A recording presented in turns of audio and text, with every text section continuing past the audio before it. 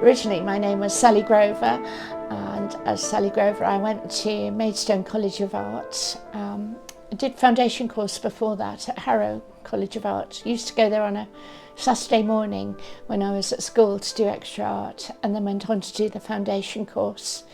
Luckily I got into Maidstone College of Art, which was the best place for me. There was graphic design and illustration taught by some fantastic tutors.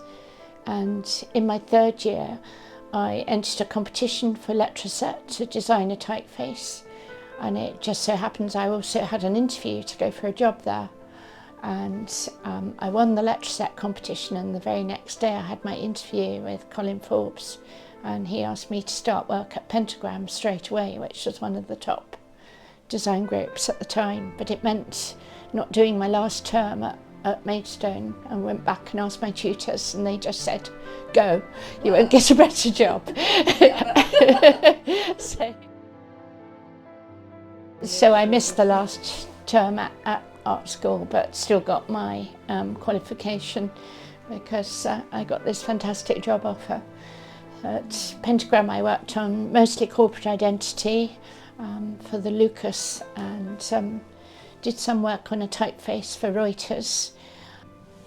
As a child I was always interested in letter shapes. I used to get the Daily Telegraph and copy the Daily Telegraph masthead in that old English writing, and I loved, and I would copy the lettering on sweet wrappers, and always fascinated with letter forms and also drawing. I loved art at school, and my parents found that you could go to Harrow Art School on a Saturday morning and do this extra art, which was like, we actually even did life drawing and tried all sorts of things. It was like a big playground for us, because the full-time students weren't there, but all their equipment was there for us to really enjoy.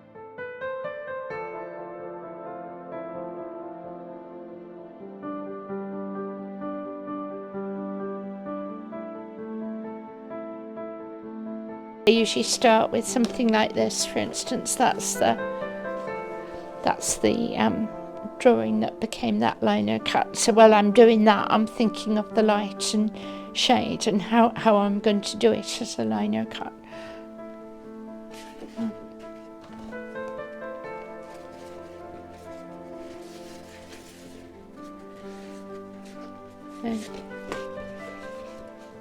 That's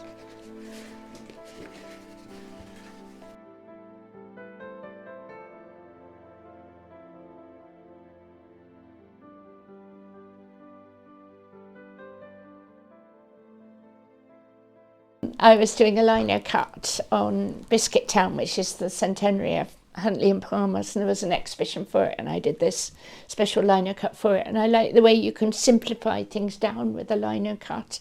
You sort of flatten it into a pattern, and you can see patterns in brickwork and windows and buildings against each other.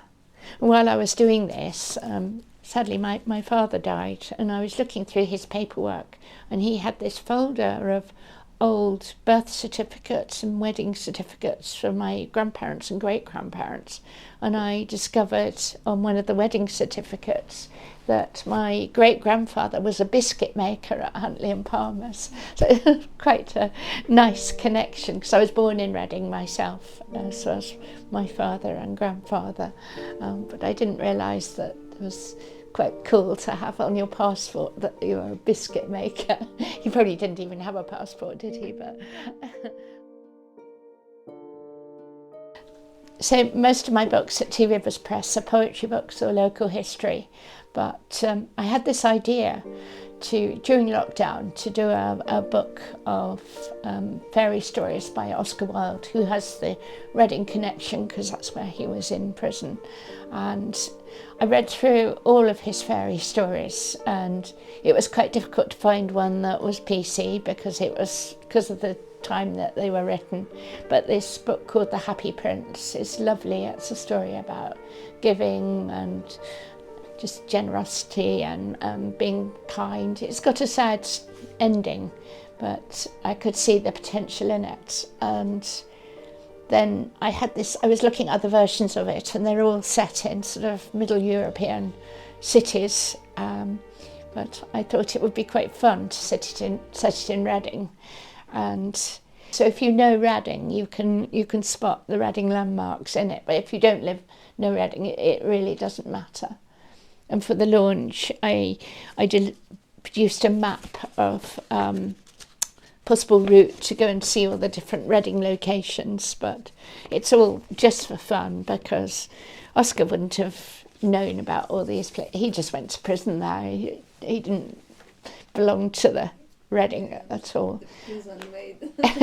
And then I handwrote it all because I wanted it to feel a bit like maybe Oscar Wilde sort of sketchbook. But again, it's just something I've made up and had a bit of fun with, really. And then the Reading Museum did a lovely launch for it, and then the actual artwork for the book is actually in the collection at Reading Museum, which is quite another special landmark for me. And then I entered it for the World Illustration Awards, and it got longlisted but didn't get to the final shout. But that was quite an accolade, I felt at the time. Yeah.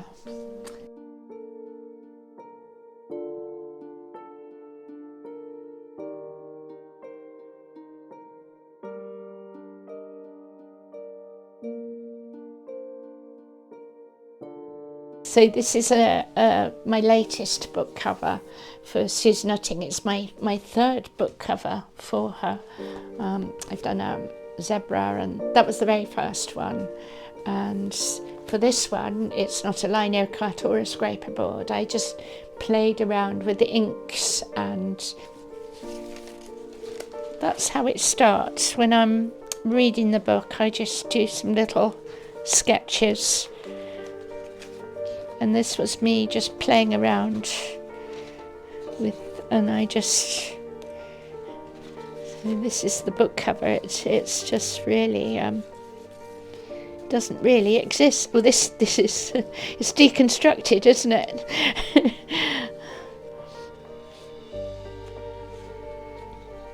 That was quite fun to do.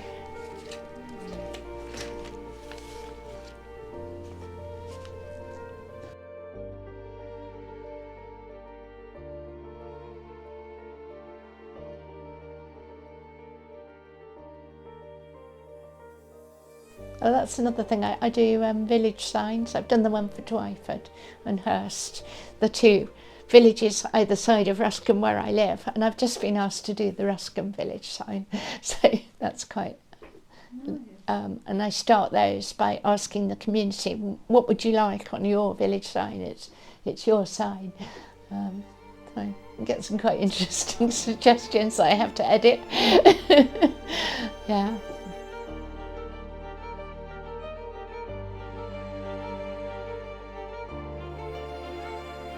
I really enjoy having an open studio. I do the Henley Art Trail every May, and I love people coming here and talking about my work and looking at the printing press and asking about it. It's the real enjoyable hands-on occasion. I look forward to it, and some people come every year. I've got some regulars, and that's lovely, being part of the community.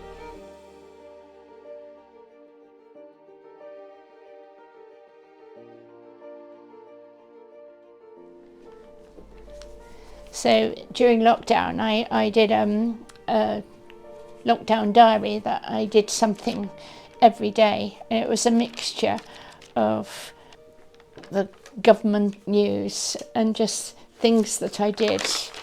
For instance, another gorgeous sunny day. Last night Boris announced a lockdown, only leave the house if essential. So I tidied up the garden shed and drew the garden shed. I did lots of knitting, and there was rainbows in people's houses. I was making scrubs for emergency scrubs, and people kept giving me cotton reels for things to make. So this last one is it's my little Romy, my granddaughter. 3 months of drawing during isolation. Romy is still smiling, but 1/3 of her life has been spent in isolation, which I watched Unorthodox on Netflix, such an insight into an extreme world. Forgot about that. It was just the reason why I had it indoors was I was just looking through it last night. It was another world, wasn't it? And being an artist and being able to just say, right, I'm just going to do something every day, was actually a lifesaver. A lot of people making a fuss about being stuck at home, but mostly for other artists feel, oh, got to stay all day in the studio. Oh dear. James Dyson, 26th of March. James Dyson is to make respirators. Went to Waitrose, her father's shopping. No queue. I nearly cried with emotion because he just got so het up about sort of having to queue for everything. Yeah. Yeah, well, it was, I'm pleased I did it.